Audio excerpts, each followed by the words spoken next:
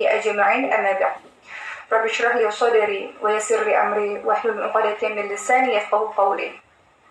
Apa kabar sahabat-sahabat semua? Hari ini saya live di Instagram persada_Indonesia dan live di Instagram saya. Bagi teman-teman silakan untuk follow Instagram persada_Indonesia karena pada hari ini saya selama 1 jam ke depan saya akan memberikan ceramah yang berjudul Menjadi Muslim Baik di Tengah Pandemi COVID-19 ini. Tapi mungkin 30-45 menit kita akan ceramah dan setelah itu akan masuk sesi tanya jawab. Dan saya mengingatkan pada teman-teman sekalian bahwa nanti akan ada bagi-bagi hadiah di akhir ceramah ini setelah 1 jam nanti insya Allah, yaitu memberikan 10 hijab merajut kisah yang seperti saya pakai ini kepada 10 pemenang. Jadi teman-teman ikutin ceramahnya, setelah itu nanti saya akan informasikan gimana caranya untuk dapetin jilbab merajut kisah. Jadi sore hari ini saya akan nemenin teman-teman sekalian untuk ngabuburit, persiapan berbuka puasa sekitar 2 jam lagi insya Allah. Dan saya akan membahas judul kita pada hari ini adalah Menjadi Muslim yang Baik di Tengah Pandemi COVID-19 ini.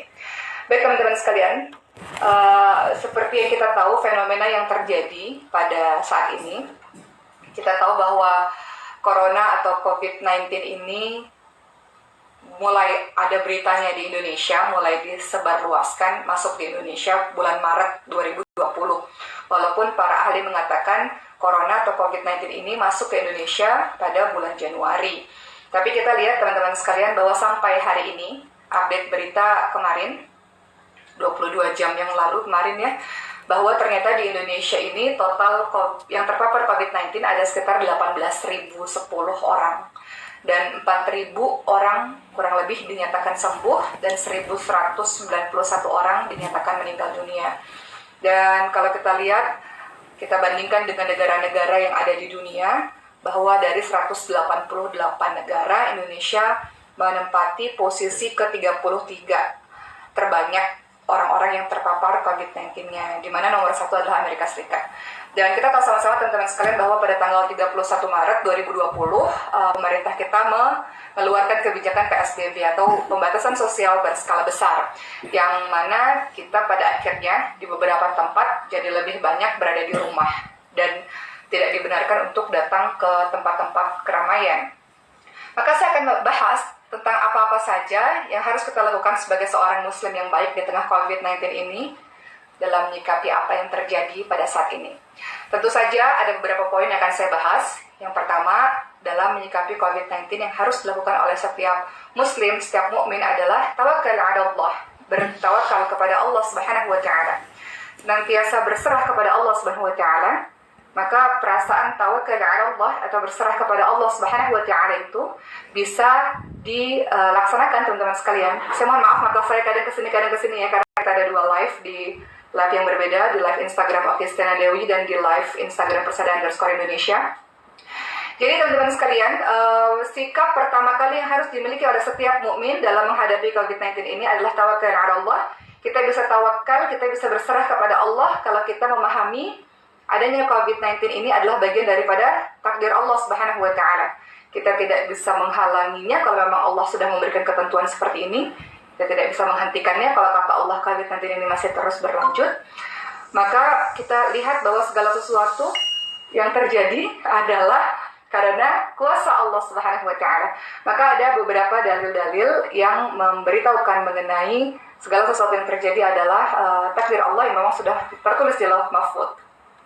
Kita lihat dalam surah At-Taghabun ayat 11, Allah Subhanahu wa taala berfirman, "A'udzu billahi minasyaitonir rajim. La asaba min musibatin illa bi idznillah wa man yu'min billahi yahdi qalbah. Wallahu bikulli syai'in 'alim." Yang artinya, tidak ada suatu musibah pun yang menimpa seseorang kecuali dengan izin Allah Subhanahu wa taala. Dan barang siapa yang beriman kepada Allah Subhanahu wa taala, niscaya Allah akan memberikan petunjuk kepada hatinya. Dan Allah Maha mengetahui segala sesuatu.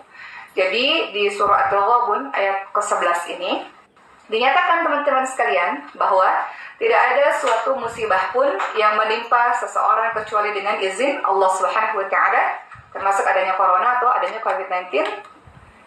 termasuk juga dengan daun-daun yang berguguran dari pohonnya atau kedipan mata kita. Ini semua adalah memang sudah menjadi ketentuan Allah Subhanahu wa taala. Atau kita lihat dalam hadis yang lain, bagaimana diceritakan dalam hadis riwayat Tirmidzi, dan beliau mengatakan bahwa hadis ini adalah hadis yang sahih, bahwa Rasulullah punya sahabat kecil namanya Abdullah bin Abbas atau Ibnu Abbas radhiyallahu anhu. Jadi Rasulullah SAW pernah berjalan-jalan bersama dengan Ibnu Abbas radhiyallahu anhu ini, dan ketika berjalan-jalan di atas untanya, Rasulullah memberikan nasihat kepada sahabat kecilnya Ibnu Abbas ini. Rasulullah SAW berkata kepada Ibnu Abbas, ketahuilah apabila semua umat berkumpul untuk mendatangkan manfaat kepadamu dengan sesuatu, maka mereka tidak bisa memberikan manfaat kepadamu kecuali dengan sesuatu yang telah Allah tetapkan untukmu. Dan seandainya mereka pun apabila berkumpul untuk menimpakan bahaya untukmu, maka tidak akan bisa membahayakanmu kecuali dengan sesuatu yang sudah Allah tetapkan kepadamu. Pena-pena atau pencatat takdir telah diangkat dan lembaran-lembaran atau catatan takdir telah kering. Artinya kalau ada orang-orang yang mau kebaikan untuk kita, nggak akan bisa terjadi kalau memang Allah katakan itu tidak terjadi. Atau kalau ada sesuatu yang buruk orang lain mau timpakan kepada kita, itu nggak akan pernah terjadi kepada kita. Kalau kata Allah, saya tidak izinkan itu. Kalau kata Allah, saya tidak mentakdirkan untuknya keburukan. Jadi semua takdir memang sudah tertulis di Lauh Mahfuz. Begitu juga dengan COVID-19 atau dengan Corona ini, ya.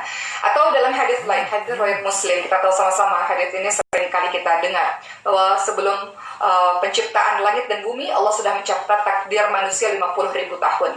50.000 tahun sebelum penciptaan langit dan bumi, Allah sudah mentakdirkan di Lauh Mahfuz, sudah ada takdir kita, tertulis takdir kita, teman-teman sekalian. Jadi, poin yang pertama, ketika kita menghadapi COVID-19, sikap seorang muslim adalah tawakkal 'ala Allah.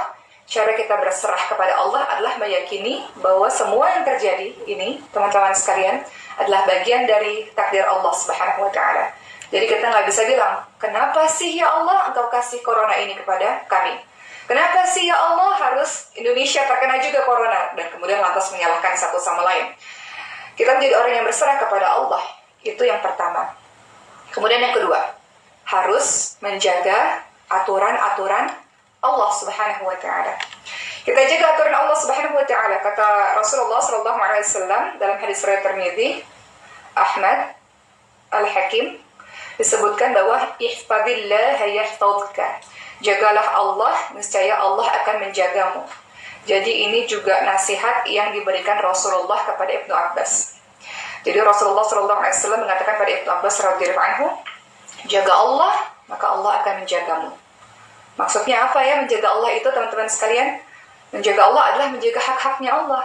Cara menjaga Allah gimana, teman-teman sekalian? Apa-apa yang Allah perintahkan, maka kita lakukan.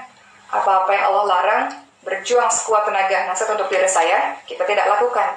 Ini namanya kita jaga Allah. Menjaga Allah artinya kita penuhi hak-haknya Allah. Haknya Allah apa sih? Ibadah, diibadahi. Jadi Allah punya hak atas kita, yaitu diibadahi. Jadi tugas kita beribadah kepada Allah Subhanahu wa taala. Kita jaga Allah, kita jaga hak-haknya Allah.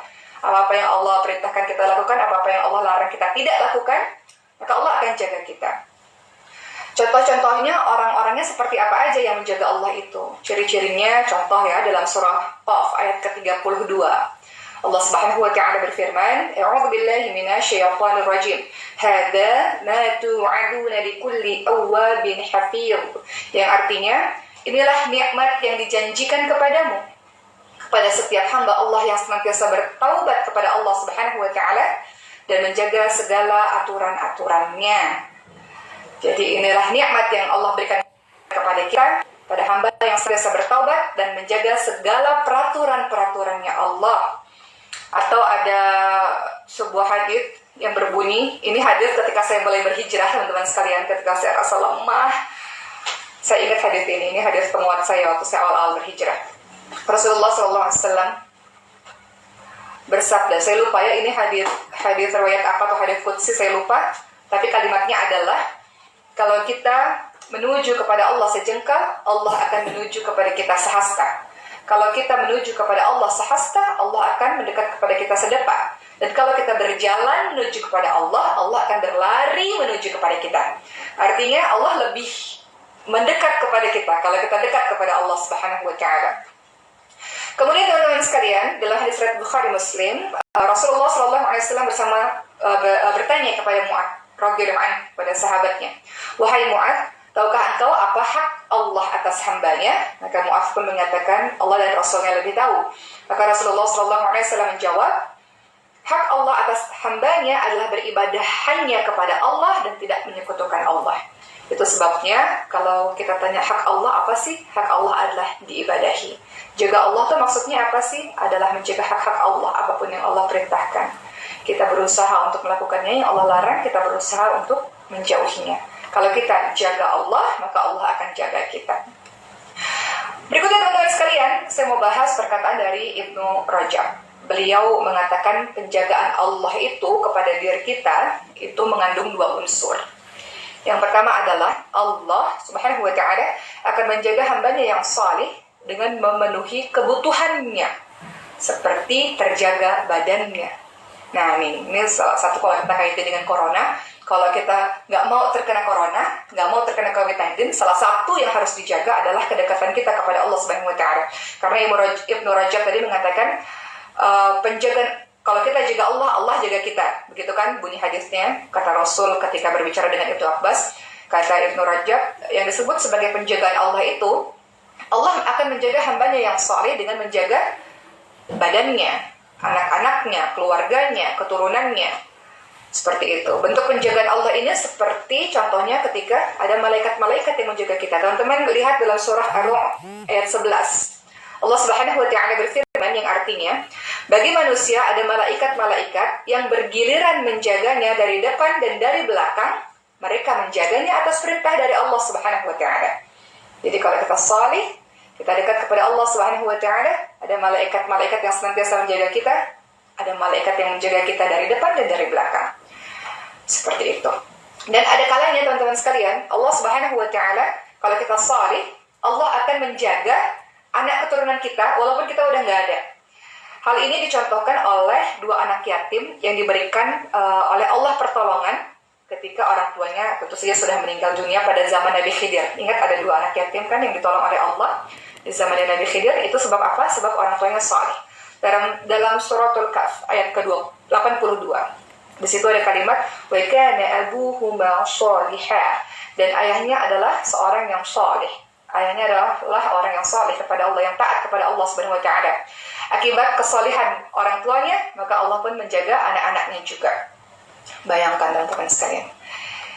Jadi kita lihat bahwa sesungguhnya kesalehan seorang hamba akibatnya adalah Allah akan menjaga anak-anaknya, keluarganya, sekitarnya, seperti itu. Jadi kalau kita mau jauh-jauh dari wabah penyakit ini, salah satu yang utama yang harus kita jaga, ya bukan hanya sekedar, nanti kita bahas juga ya, pakai masker, kemudian hand sanitizer dan sebagainya, tapi yang paling penting yang nggak boleh lupa adalah menjaga Allah, menjaga kedekatan kita dengan Allah Subhanahu wa taala, menjaga hubungan kita dengan Allah Subhanahu wa taala. Kalau kita saleh, maka Allah akan jaga diri kita, jaga keluarga kita, jaga anak-anak kita. Seperti itu.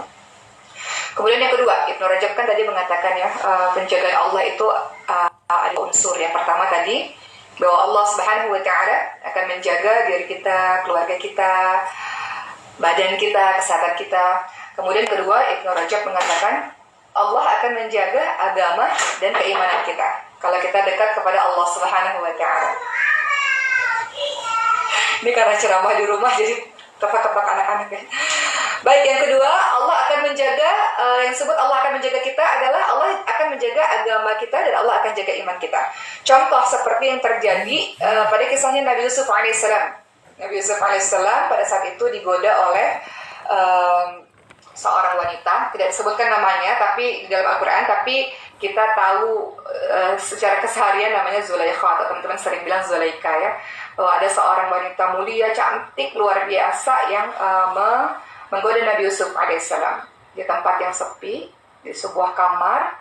Kemudian ingat Nabi Yusuf alaihissalam adalah seorang bergejolak, masih muda, jadi gejolak mudanya juga luar biasa. Nabi Yusuf alaihissalam juga bukan berasal dari Mesir, kan kejadian itu di Mesir kan. jauh dari kampung halaman, sehingga kalau berbuat jahat ya bisa saja gitu. Kadang kita kalau berbuat jahat di kampung halaman kan gak enak, tapi kalau kita berbuat jahat jauh di sana biasanya lebih mudah. Nabi Yusuf alaihissalam juga sebenarnya berkeinginan juga terhadap Zulaikha. Tapi lihat bagaimana Allah menjaga Nabi Yusuf alaihissalam. Teman-teman lihat dalam surah Yusuf ayat 24, Allah Subhanahu wa taala berfirman yang artinya, demikianlah kami palingkan Yusuf dari keburukan dan kekejian. Sungguh dia termasuk dari hamba kami yang terpilih. Jadi kalau kita dekat kepada Allah, selain Allah akan lindungi kita, keluarga kita, sanak saudara kita, Allah juga akan jaga iman kita. Kita pengen buat dosa, tapi kemudian Allah lindungi kita. Ini akhafullah, saya takut kepada Allah Subhanahu wa taala. Kalau kita buat dosa, takut kepada Allah, ingat kepada Allah, itu bentuk penjagaan Allah kepada kita. Makanya kalau orang-orang yang amal solehnya banyak, ibadahnya banyak, itu kalau buat dosa takutnya luar biasa, seolah-olah seperti dia sedang duduk di bawah sebuah gunung yang siap menghancurkan dirinya. Takut luar biasa, karena itu bentuk penjagaan Allah, sehingga Allah kasih dia rasa takut untuk buat dosa. Dan itu harus kita syukuri teman-teman sekalian. Kalau kita buat dosa, kita takut, itu harus disyukuri. Itu bentuk Allah jaga kita. Kita bohong, kemudian kita ada rasa takut, itu harus disyukuri. Allah jaga kita. Karena ada orang yang bohong ya biasa aja bohong, karena udah kebiasaan bohong gitu. Atau orang zalim ya udah biasa zalim, nggak ada rasa dosa, nggak ada rasa takut gitu. Tapi kalau kita masih dalam penjagaan Allah, maka Allah akan buat kita terjaga agama dan keimanannya. Kemudian kita masuk poin ketiga. Nanti terakhir saya akan kasih resume, ya, kesimpulan supaya teman-teman bisa mencatat dari awal poin-poinnya. Jadi teman-teman bisa ulang lagi di rumah mungkin, atau nanti berceramah ke teman lainnya, menyampaikan ke teman lainnya bisa. Yang ketiga, bagi teman yang baru bergabung, hari ini kita bahas mengenai menjadi muslim baik di tengah pandemi. Tadi saya sudah bahas, yang pertama adalah yang harus dilakukan adalah tawakkal 'ala Allah, berserah kepada Allah.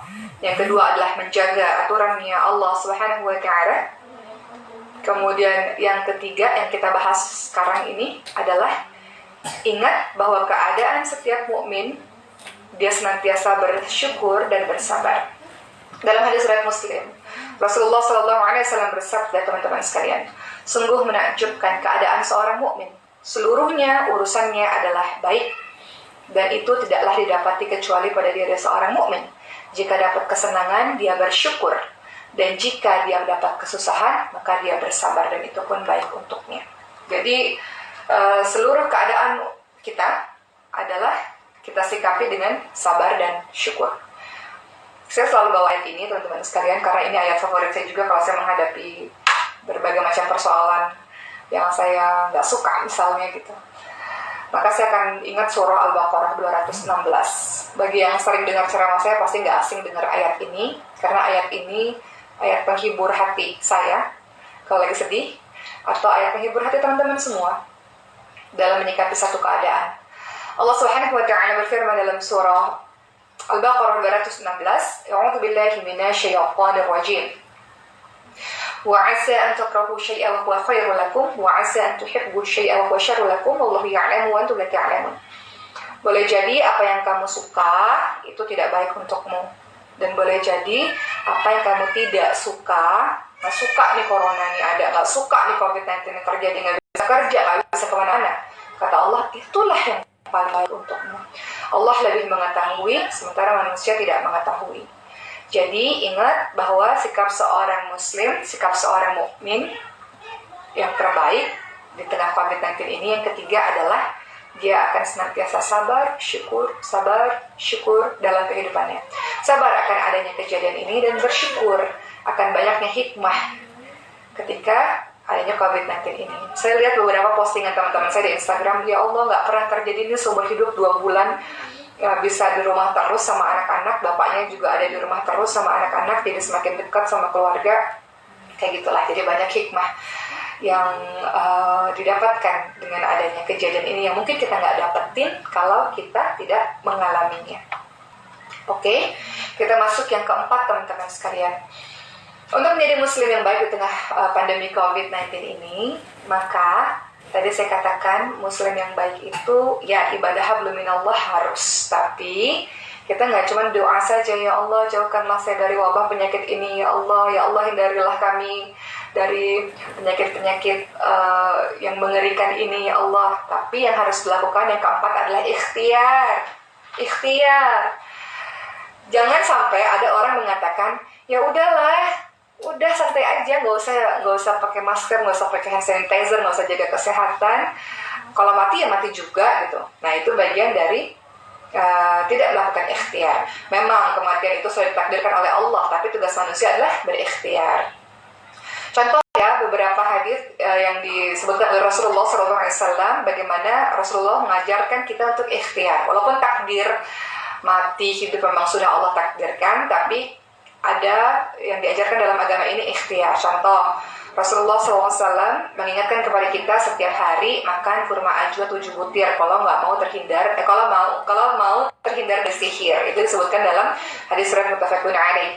Jadi kalau kita nggak mau terkena sihir apapun, makan kurma ajwa, kurmanya Nabi, setiap pagi sebanyak 7 butir. Ini kan langkah ikhtiar. Memang takdir kalau kena sihir ya kena sihir, tapi kan langkah kita untuk ikhtiar itu harus kita lakukan.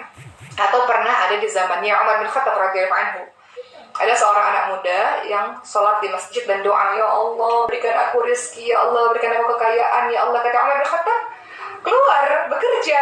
Allah tidak menurunkan emas dari langit. Ya doa memang harus menunjukkan kerendahan kita di hadapan Allah. Ya Allah tolong jaga kami, ya Allah jaga kesehatan. Tapi ikhtiar sebagai manusia harus dilakukan. Umar bin Khattab mengatakan uang atau emas nggak turun dari langit, harus ikhtiar, ya harus melakukan satu usaha. Seperti dalam hadis lain, dalam hadis riwayat muttafaqun alaih, Rasulullah SAW juga ingatkan kepada kita teman-teman sekalian, apabila kalian mendengar ada wabah ta'un, ya wabah ta'un, ada suatu wabah menular lah, penyakit menular, atau di zaman sekarang COVID-19 lah. Di zaman Rasulullah, apabila kalian mendengar di satu negeri ada wabah ta'un, ada wabah penyakit yang menular, maka jangan masuk ke dalamnya, kata Rasul. Adapun kalau penyakit wabah menular itu ada di negara kita dan kita ada di dalamnya, jangan keluar. Atau istilah zaman sekarangnya lockdown. Lockdown itu kan bisa berarti kita nggak bisa masuk ke wilayah itu, dan orang-orang di wilayah itu juga nggak bisa keluar kan. Di Indonesia nggak pakai istilah lockdown, di Indonesia pakai istilah PSBB, PSBB, pembatasan sosial berskala besar kalau saya tidak salah ya, seperti itu. Tapi kurang lebih begitulah, kurang lebih ini kan bagian dari ikhtiar yang diajarkan oleh Rasulullah SAW. Rasulullah mengajarkan kepada kita bahwa kalau ada penyakit menular di satu negeri, jangan masuk ke negeri itu. Atau kalau ada penyakit itu dalam negeri kita, jangan kita keluar dari negeri kita untuk menularkan kepada orang lain. Itu bagian dari ikhtiar. Jadi kalau kita relevansikan dengan kehidupan kita yang sekarang, teman-teman sekalian, bagian dari ikhtiar kita dalam menjaga kesehatan kita agar terhindar dari COVID-19 ini adalah dengan cara apa? PSBB itu apa? Di rumah aja, ya, untuk beberapa wilayah, zona-zona merah ya, wilayah-wilayah yang memang tinggi tingkat terpaparnya. Kemudian pakai masker untuk menghindari penularan atau kita sendiri yang tertular. Hand sanitizer, pakai hand sanitizer. Sebenarnya ya, sebelum adanya COVID-19 ini, Islam itu sudah menjaga kebersihan. Kan kita tahu kebersihan sebagian dari iman. Kita diminta untuk memperbaharui wudhu. Jadi sebenarnya itu Islam sudah mengajarkan kebersihan. Tapi kalau kita mau relevansi lah dengan keadaan kita yang sekarang, kita diminta apa? Social distancing, 1,5 meter jaraknya. Tapi saya heran sih, mal-mal dibuka, tempat-tempat umum dibuka, jadi semestinya masjid juga dibuka kalau menurut saya ya. Kan semua orang punya pendapat yang berbeda-beda kan. Kalau menurut saya, dengan kejadian di Indonesia ini, beberapa tempat umum sudah dibuka, saya berharap ya kalau tempat umum lainnya dibuka, ya masjid juga sepatutnya dibuka. Karena sampai hari ini di wilayah saya kan masjidnya ditutup. Saya nggak tahu kalau di wilayah teman-teman sekalian. Tapi kembali lagi teman-teman sekalian bahwa social distancing atau physical distancing, apalagi cara menjaga kebersihan. Kalau pulang dari mana-mana segera ganti baju sebelum kita peluk-peluk atau cium-cium anak kita, itu kan langkah pencegahan diri kita. Ya, jadi tadi yang keempat, sebagai seorang muslim yang baik di tengah pandemi COVID-19 ini harus kita lakukan adalah ikhtiar. Yang kelima adalah memperkuat diri dengan zikrullah kepada Allah Subhanahu wa taala, zikir pagi dan zikir petang, teman-teman sekalian. Zikir pagi dan petang, kita bisa baca Al-Fatihah, ayat kursi, Al-Ikhlas, Al-Falaq, An-Nas, surah Al-Baqarah terakhir, Dan banyak ayat-ayat lain atau surah-surah lain yang dibacakan, yang diajarkan oleh Rasulullah SAW. Contohnya, baca zikir pagi dan petang. Dikatakan dalam hadis riwayat Abu Dawud dan Tirmidzi mengatakan bahwa hadis ini adalah hadis yang hasan sahih dari Utsman bin Affan radhiyallahu anhu. Beliau berkata, Rasulullah SAW bersabda, tidaklah seorang hamba mengucapkan setiap pagi dan setiap petang, setiap hari, ketika dia mengucapkan Bismillahilladzi la yadurru ma'asmihi syai'un fil ardi wala fis sama'i wa huwa sami'un 'alim, yang artinya, dengan nama Allah yang dengan namanya tidak ada sesuatu pun yang dapat membahayakan di bumi dan juga di langit, dan dialah yang maha mendengar lagi maha mengetahui. Ketika kita baca ini sebanyak 3 kali dalam hadis Rasulullah ini, maka tidak akan ada apapun yang dapat membahayakan kita. Jadi ajari anak-anak kita untuk baca doa ini, teman-teman sekalian. Ajari anak-anak kita untuk baca zikir pagi dan petang ini. Salah satunya yang tadi saya baca ya, Bismillahilladzi la yadurru Bismillahilladzi la yadurru ma'asmihi syai'un fil ardi wala fis sama'i wa huwa sami'un 'alim. Membaca doa ini insyaallah kita tidak akan terkena apapun yang membahayakan kita. Baca sebanyak 3 kali pagi dan petang. Berikutnya, tentu saja membaca 2 ayat terakhir dari surah Al-Baqarah pada malam hari, maka akan diberi kecukupan. Ini dalam hadis riwayat Bukhari Muslim. Berikutnya, anjuran untuk membaca surah Al-Ikhlas, Al-Falaq, An-Nas. Ini betul-betul dianjurkan, tapi saya untuk keluarga betul-betul harus membacanya. Tidak hanya dalam zikir pagi dan petang, tapi baca juga ketika sebelum tidur. Membaca Al-Ikhlas, Al-Falaq, An-Nas. Dalam hadis riwayat Abu Dawud dan Tirmidzi mengatakan bahwa hadis ini adalah hasan sahih. Rasulullah SAW bersabda, bacalah Al-Ikhlas, Al-Falaq, dan An-Nas di petang dan pagi hari masing-masing sebanyak 3 kali, maka itu mencukupkanmu dari segala sesuatu. Jadi silakan teman-teman membaca. Kalau susah, beli buku kecil lah. Ada doa zikir pagi petang, teman-teman bisa baca dan teman-teman bisa amalkan. Begitu teman-teman sekalian ya. Kemudian kita masuk kepada sesi yang poin yang ke-6. Menjadi seorang muslim yang baik di tengah pandemi COVID-19 ini. Yang ke-6 adalah jangan percaya pada berita hoax. Pintar-pintar menyaring akan sebuah berita yang kita dengar.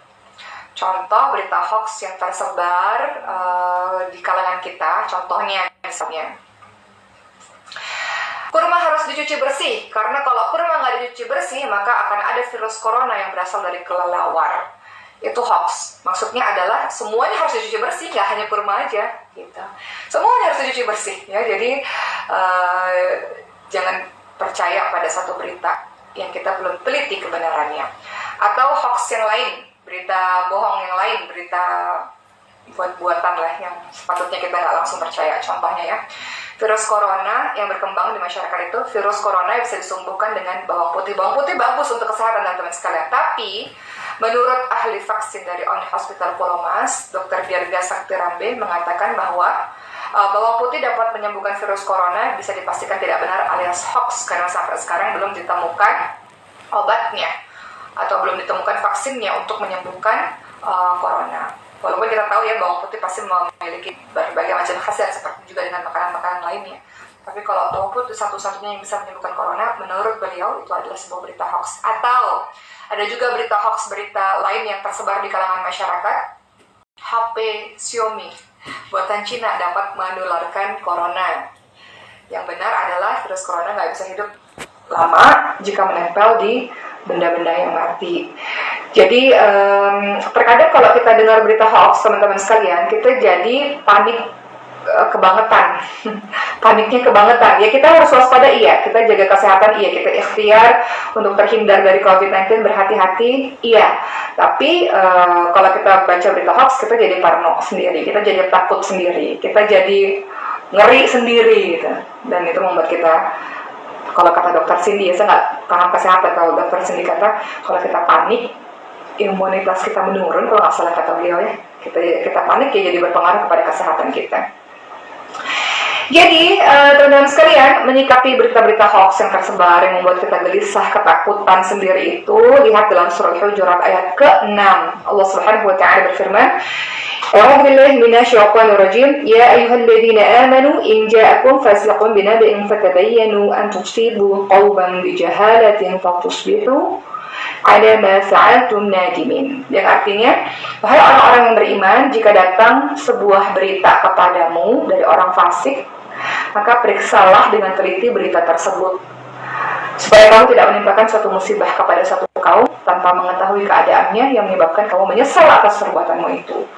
Jadi jangan buru-buru percaya kepada sebuah berita, apalagi kita nyebarin berita-berita hoax. Ya, teliti dulu kebenarannya.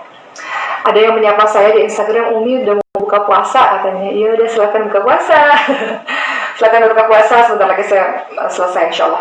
Dan yang ketujuh yang harus dimiliki, ini udah terakhir ya, poin terakhir, bagi seorang muslim di tengah wabah COVID-19 ini adalah bersabar.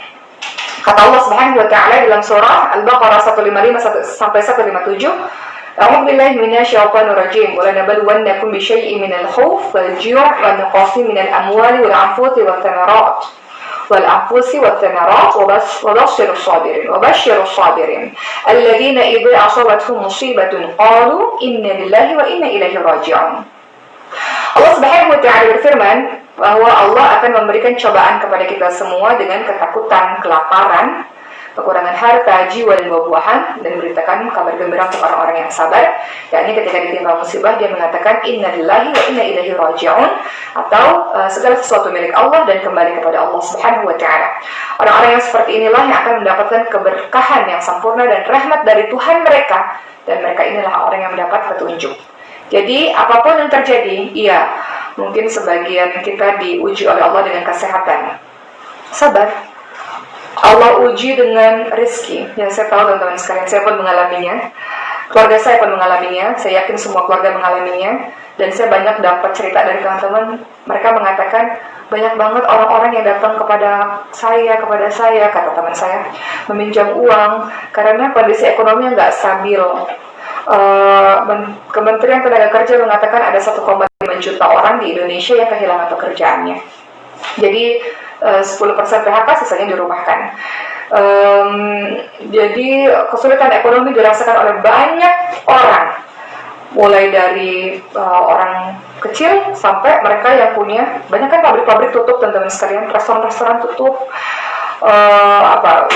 usaha-usaha tutup gitu. Jadi ini ujian berat juga ya, ujian finansial berat juga kepada kita. Selama ini sebagian orang akhirnya mengandalkan kehidupan dari tabungan, dan tabungan kan semakin hari semakin menipis. Seperti itu. Jadi langkah yang harus kita lakukan di tengah wabah COVID-19 adalah sabar.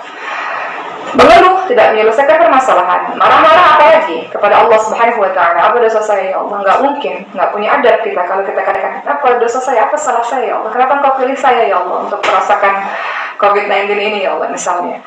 Jadi kita nggak bisa melakukan apapun, kita nggak bisa rubah keadaan. Yang kita bisa rubah adalah respon kita. Bagaimana kita bisa merespon keadaan ini sehingga hasilnya jadi baik. Tapi kalau responnya marah-marah juga, ya akhirnya jadi stres sendiri. Kalau stres nggak bisa berpikir apa yang harus kita lakukan. Tapi kalau kita sabar, dalam keadaan sabar, kita tenang, berpikir jernih, jadi bisa berpikir, bisnisnya nggak bener nih, nggak laku-laku nih jualannya, akhirnya banting setir ke bisnis yang lain di tengah wabah COVID-19 ini misalnya.